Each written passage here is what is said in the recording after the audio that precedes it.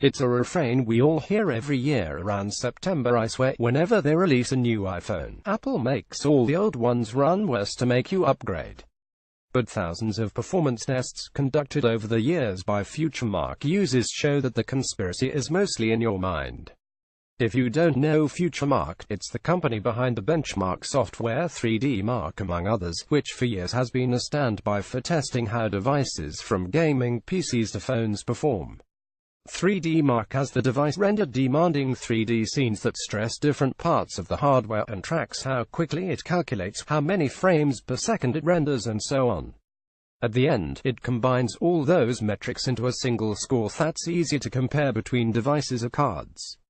In the case of the iPhone, for which 3D Mark is a free download if you'd like to try it, power users and reviewers run it and other benchmarks like it to see whether updates or apps affect the device's performance. FutureMark stores those scores for comparisons like the one released today. FutureMark's analysts aggregated the last couple years of scores for the iPhone 5s, 6, 6s and 7, to see whether it was true that iOS releases and new iPhones tended to coincide with the trigger drops in performance. It's clear from the data that phones don't seem to degrade in any significant way over time. Some do see performance hits with some OS versions, but others see gains. Even the 5S, quite long in the tooth at this point, is only a tiny bit slower than it was a year and a half and two major iOS versions ago. That said, people may still be perceiving real slowdown, nor can synthetic benchmarks reliably capture things like little delays or input lag that add up to a slow-feeling phone without affecting its pure performance score. One culprit could be apps themselves. One does tend to install more over time, of course, resulting in more background processes and network calls, less free space and so on.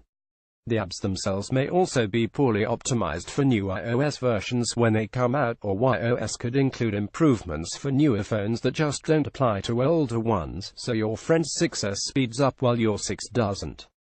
Planned obsolescence, after all, is a conspiracy we've all known about for decades. So while the performance hit may not be totally phantasmal, it seems pretty clear that Apple isn't sabotaging your device to make you upgrade. And really, the desire to have the latest model is something Apple users don't need any help with. Hopefully that puts an end to these unfounded theories, at least until next year.